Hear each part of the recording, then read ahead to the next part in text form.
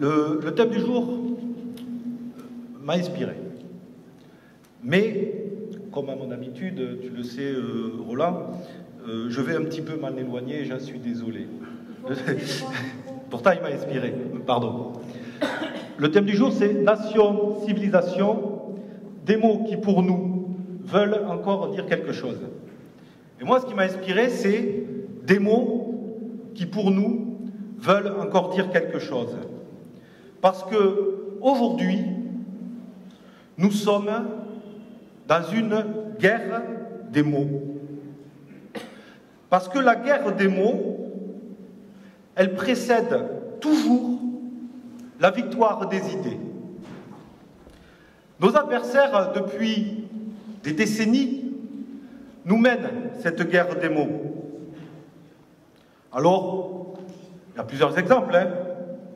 Vous avez les mots qui ont été inventés, ceux qui ne veulent pas dire grand-chose. On parle des sans-papiers. C'est un mot inventé. S'ils n'ont pas de papier, ce n'est pas parce qu'on n'a pas voulu leur en donner. C'est parce que ce sont des gens qui n'avaient rien à faire sur notre territoire.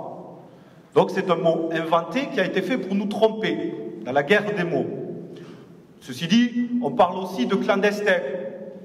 Ce n'est pas plus adapté, parce que la clandestinité, c'est pas se regrouper dans des villes de France pour mettre le bazar en plein centre-ville. D'habitude, la clandestinité, on va se planquer un peu dans le maquis et on évite de se faire arrêter. Donc c'est un mot aussi qui ne veut rien dire. Vous avez des mots qui ont été médicalisés. Ça, c'est fort. Par exemple, le mot xénophobie, islamophobie. Ça, c'est médical. Une phobie, c'est médical. Donc, si nous sommes islamophobes, c'est que quelque part, nous sommes malades et qu'il faut nous soigner. On a même inventé des mots qui ne veulent strictement rien dire. Homophobie.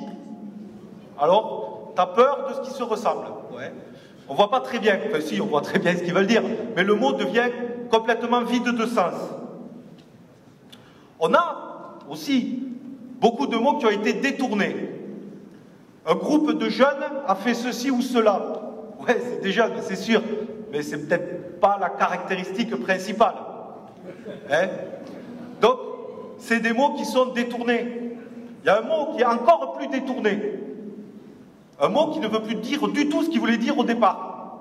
Le mot français. Aujourd'hui, français, ça rassemble beaucoup de choses. Quand on me dit oui, il y a des djihadistes français. Ouais, d'accord, des djihadistes français. Vous voyez, c'est encore une façon de détourner et de nous mener cette guerre des mots. Et puis, évidemment, vous avez les expressions et les mots qui sont, eux, vides de sens, qui ne veulent rien dire, mais qui font genre. J'ai entendu l'autre jour à la radio une responsable associative qui expliquait qu'il fallait ouvrir le champ des possibles. C'est magnifique. Sauf que bon, champ, je ne sais pas trop comment elle l'avait écrit, et ouvrir un champ, peut-être labourer, je ne sais pas. Enfin, voilà. C'est une guerre des mots qui nous est menée en permanence. Alors, on en a eu quelques exemples. Je ne sais pas, vous avez peut-être suivi à la télévision cette semaine l'histoire de ce député UMP qui a été, comment peut-on dire ça, qui a été rappelé à l'ordre pour avoir fait un bon usage du français. Il a dit « Madame le Président ». Eh oui, parce que Madame la Présidente, techniquement et en français, c'est la femme du Président. Mais j'ai entendu aussi des gens qui ont hurlé en disant « Oui, le fait qu'il utilise Madame le Président, c'est qu'il renie à cette femme le droit d'être président. » Waouh, ça va chercher extrêmement loin. Ils ne sont pas tous comme ça. Personnellement, j'ai été élu pendant quelques années à la mairie de Lille. On disait Madame le maire, ça ne l'a jamais gêné. Là, c'était par contre d'autres problèmes qu'on avait avec Martine Aubry, bien évidemment. Deuxième exemple que je voudrais prendre, c'est toujours pareil à la télé, parce que évidemment, on est quand même obligé de s'informer. Il y a en ce moment un chroniqueur télé et radio qui a sorti un livre qui s'appelle Éric Zemmour, qui est invité partout. Et partout, lorsqu'il s'exprime, ce qu'il dit n'est pas compris. C'est terrible parce qu'ils parlent français, mais les gens en face ne comprennent pas. Non, ils n'arrivent pas à intégrer les nuances de la langue, ils ont énormément de mal à le comprendre. Ce qui est extrêmement dommage, parce que ce monsieur Zemmour a quand même un avantage sur nous, c'est que lui, il a de la liberté d'expression. Pareil, il doit y avoir des caractéristiques qui font que vous avez plus ou moins de liberté d'expression. Je n'en sais rien, mais lui, il en a.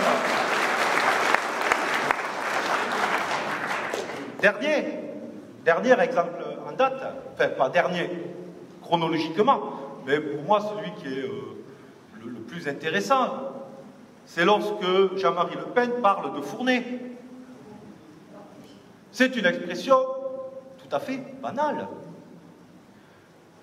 C'est une expression tout à fait banale qui a été utilisée. Et aujourd'hui, nous avons un système qui a décidé que certains mots, eh bien, si c'est nous qui les prononçons, nous n'avons plus le droit de les utiliser. Au passage, fourner, vous le savez, banane, malin comme un singe, etc. C'est une guerre des mots qui nous est faite, parce que nous avons le droit d'utiliser les mots de la langue française comme nous le voulons.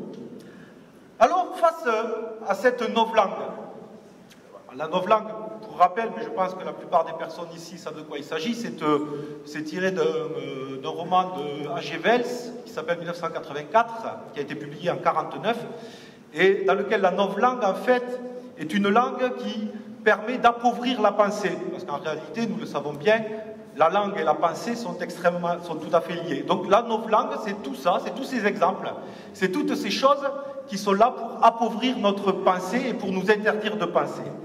Ceci dit, nous avons quand même réussi de temps en temps, et on l'a vu ces dernières années, à avoir nous aussi des expressions ou des néologismes qui marquent. J'en citerai deux. Le premier, c'est celui de Camus, qui parle du grand rassemblement. Du grand rassemblement, excusez-moi, j'étais sur autre chose. Du grand remplacement. Le concept, il n'est pas nouveau. Nous, on parlait, il y a longtemps, d'immigration de peuplement. Ça veut dire la même chose. Sauf que grand remplacement, tout de suite, ça fait mouche, ça parle. Vous voyez? C'est important de lutter comme ça. Le deuxième aussi, qui est plus récent, c'est le terme de remigration. Personnellement, je trouve ça très bon. Avant, on parlait de retour au pays, etc. Là, remigration, c'est un terme qui est en train de faire son chemin, qui parle à tout le monde, qui est un néologisme complet et qui, je pense, a une certaine efficacité. De temps en temps, il y a des termes qu'on essaye de lancer qui ne passent pas.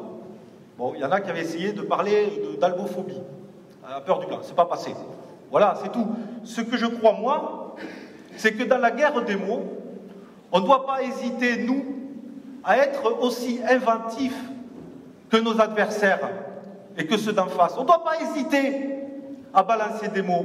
Ils passent, super, on a tout gagné. Ils passent pas, c'est pas grave, on en essaiera un autre plus tard.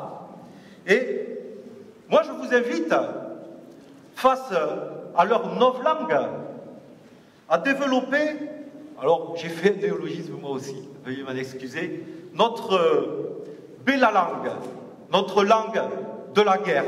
Merci.